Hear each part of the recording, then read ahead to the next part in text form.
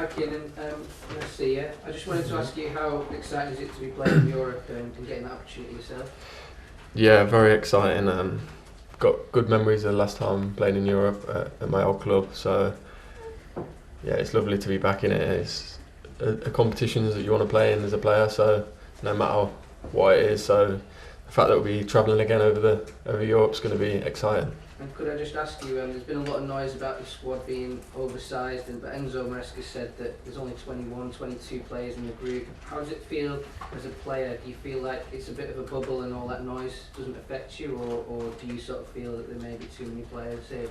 No, we're in a bubble. You can't let that sort of thing affect you. The only thing we're doing is just going out every day and training as well as we can, getting ready for the matches. Everything that happens outside's not up to us. We've only got one job, and that's to play as well as we can for the club. Thank you. Sorry, just if I may just follow on from that. On a human level, I mean, I know it's a fiercely competitive industry. We all appreciate that. There are also, colleagues, maybe some of them might be friends. How you feel on a human level, knowing that there are players and such a large group being kept away from the first team and clearly not wanted anymore. How does that feel? It can be at any club. How that feels on a human level. You've got friends and colleagues like that. Yeah, I mean, of course, if you've got friends in the team, you want to see them every day and you want to train. But these are decisions that we don't make as players. That's the club. So, as I said, it's stuff that's not in our hands. It's all we can do is just go and play and train. And I'm new to the club, so all I want to do is make a good impression. I'm not thinking too much about players this, players that. So I'm just focusing on getting on the pitch every day and playing well. May I ask how it felt getting on Sunday and playing and actually starting to get some football under your boots, if you like, some time under your belt, and how that feels now to finally up and running? Amazing feeling. It was a dream to make my Premier League debut for Chelsea. Obviously would have liked to win the game, but it's a tough first game. But the fact that I've made my first appearance now, I'm looking to kick on and play as many minutes as possible. I wouldn't be here otherwise. So exciting times, and hopefully we can keep improving. Moose. Hi, how are you? Good, you? Yeah, good, thank you. I suppose in a way all this noise around Chelsea right now is a symptom of the transfer windows. Do you just got to get through it till the 1st of September, and then in a sense it will become a normal club? Yeah, I mean, probably when the transfer window finishes, then it can just be pure focus on the season. Of course, when it's open, you've got speculations, every club does, but I think you're right, the minute it closes, everybody knows where they stand, everybody knows what's happening within the club, and we can kick forward. But that doesn't mean for the next however long it's open, we can't do that anyway. It's just about dealing with that and letting the club do what they need to do. And you may have seen, or you did see, a couple of years ago when West Ham won this competition. It's silverware, it's a European trophy. It may not be the European trophy, but it's still a European trophy. Is that something that the players are focusing on, that although this might not be one of the big trophies you can win this season, it's still worth winning?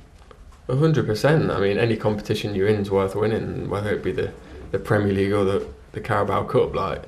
They're all silverware in my opinion, and they're all worth winning and having on your resume. So I think especially in Europe, any competition is big because it shows that you've done well in the Premier League to get into Europe, and as you said, teams like West Ham, it's a massive achievement. The fact that they won it a couple of years ago, and I don't think anyone would be saying it wasn't a massive achievement if come the end of the season Chelsea won it. And I know they've won the Champions League in recent years, but I mean, to add another European trophy to the resume, I don't think anyone would turn their nose up at that. So that's definitely something that we want to do.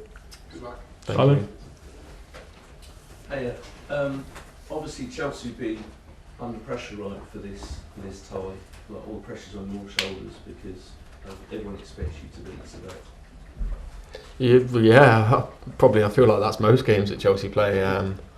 It's a massive club. I don't think there's going to be many games we go in that we're not probably favourites to win. So this is just normal, but that's the pressures you have as a Chelsea player. It's just something that you have to deal with, and I know that myself and all of the players relish that. I mean, it's a good opportunity for us to go and put on a really good performance and hopefully show the fans we're improving game by game and have a good start to this European journey.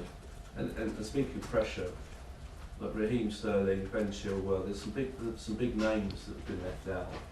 Is this sort of a reality check at Chelsea that it doesn't matter who you are, what you've done in your career, if you're not performing, if your face isn't fit, you're out, that you've got to maintain your standards all the time? I know that probably goes to every club, but it's quite a message that Chelsea is sending by leaving these guys out.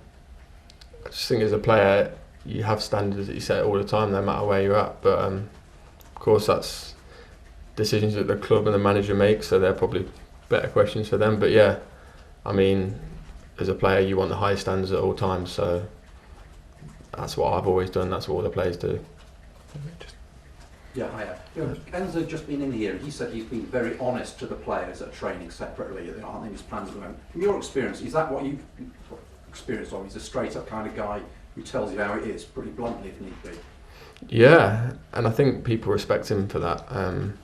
As a player, you just want to have clarity in terms of what's happening, and he's definitely a person that gives you that. So I don't think you can have any complaints that side. But yeah, I mean, I think it would cause more upsets in any aspect of life if he wasn't honest with people. So the fact that he is a good thing.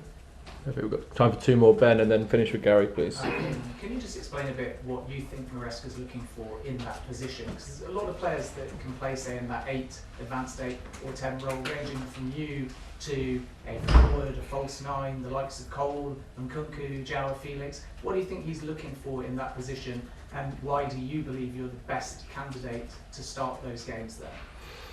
I mean, I think it's hard to exactly pinpoint what he's looking for because it's a complex position that requires a lot. But I mean, he just wants someone that's an attacking threat that can obviously contribute with goals and assists, press well, work hard for the team, and just have an understanding of the position. So I feel I'm as better suited as anybody for that, and I believe my ability to the fullest. Well, as in pre-season, if needed, are you prepared and comfortable going left? Left what? In pre-season, left wing. started on a wide position. Yeah, I mean, I'm comfortable playing anywhere. I mean, as long as I'm playing on the pitch, that's all that matters for me. So whether it's left wing, right back, like centre and left and right, I'm happy. Perfect. Gary, to finish. Yeah, just again on Enzo really. Obviously Raheem and Ben, for example, are senior players who've done a lot for this club. You describe him as straight talking, and that's important, but different players perhaps see things in a different way. Is there any suggestion or fear that he might be too brutal in his approach to this early in his career at Chelsea? Have you heard any sense of players saying, well, I don't really like the way they've been treated? No, I mean, I've not heard anything of that wise. Probably better to ask him and see if anyone's come to him and say he's a bit too straight. But in terms of, for me, no, like he's just been straight and everyone's respected that in my eyes.